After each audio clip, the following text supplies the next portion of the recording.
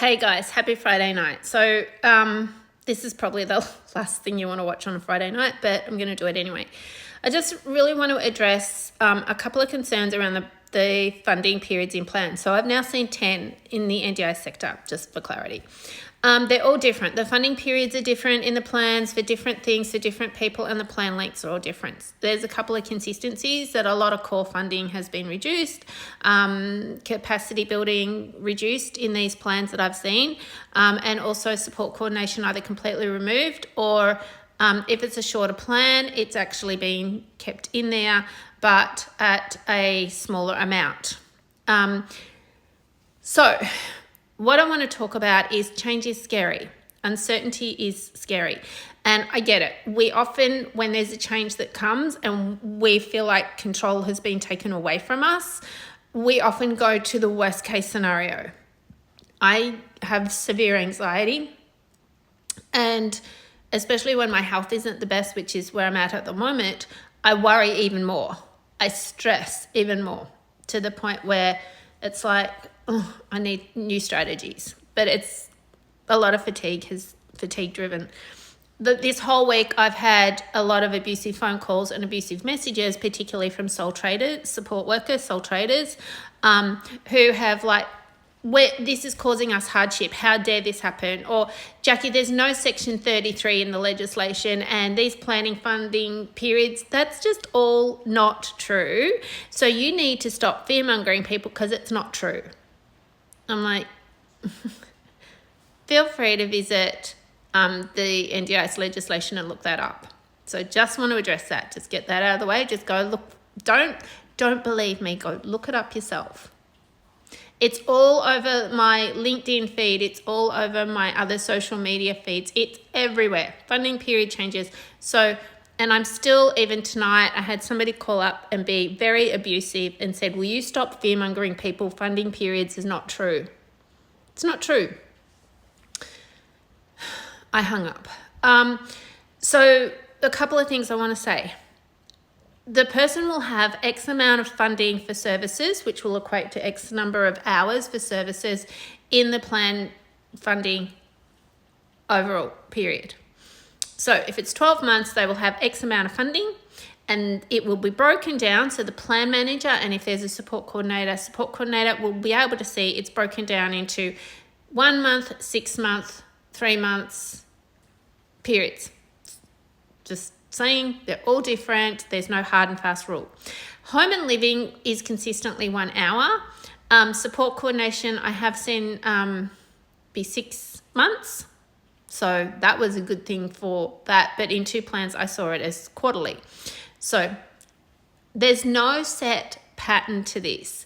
I don't know how they're making the decisions on the funding periods. Now, let me address 2 things. The first thing is the concerns that people are going to run out of funding, that the people that need that intense funding at the beginning of their plan and then later on they don't.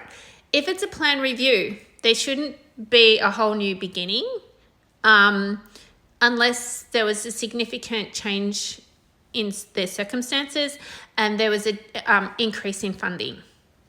Then if there was an increase in funding, that sort of resolves it. One thing I did with a participant today, we got her plan and we worked out her core because she's lost support coordination now. She's very confused.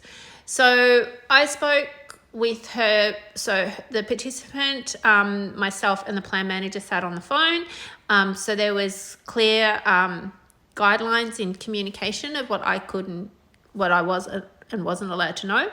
So what I did is I said to the plan manager, okay, so for core, how much funding is there for the length of the plan? So they told me, I divided that by the number of weeks in the plan, and we worked out that she dropped from 20 hours a week to 15 hours a week.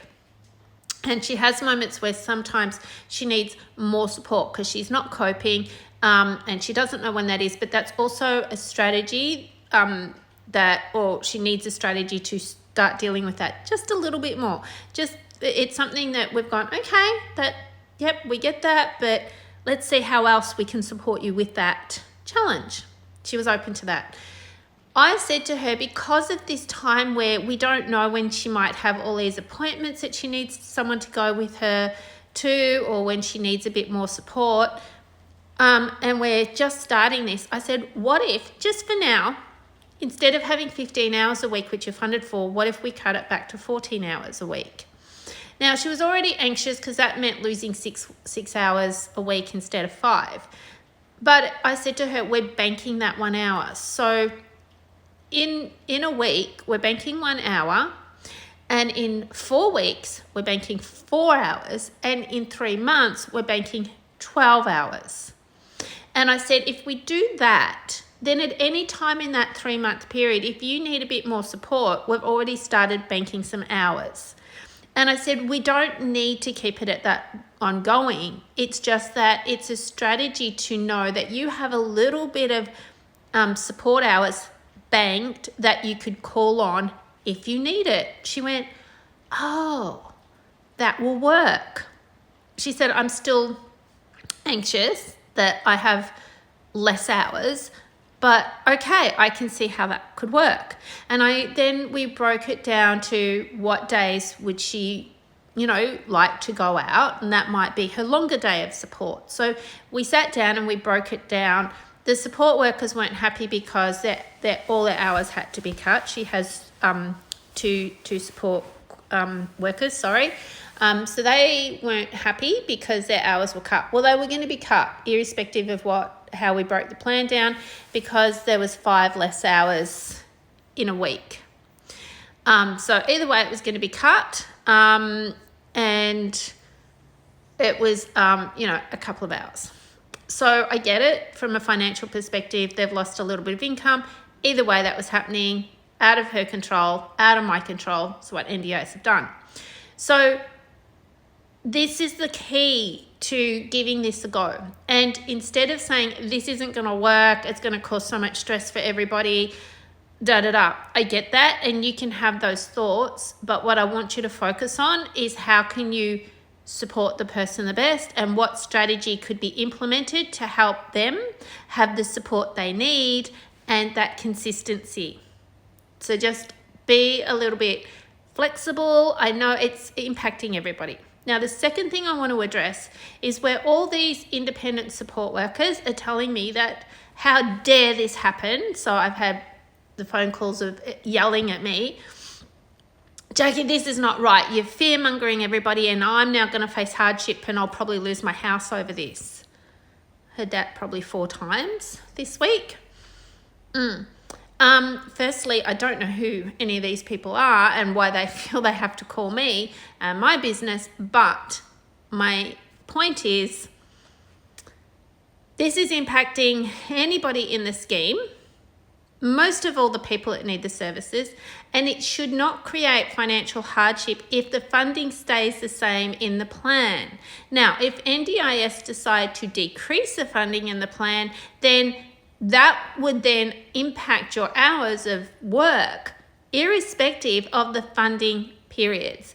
Now, if you are doing the right thing and working within the amount of money within the plan, so the hours that you provide support for and charge for are within the plan, then you should not have financial hardship from funding periods, because you will get paid for the services that you provide within that period, that funding period.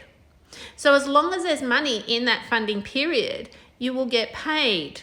And the only time that should change is if there's been a big sudden decline and suddenly more hours are needed, but that should be a conversation. So I do have other videos on this where I go into this a bit more, but just focusing on that you're going to have hardship because of these changes, I want you just to maybe take a step back and think about the whole picture.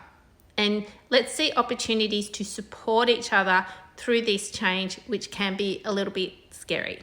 And the important thing is take care of you.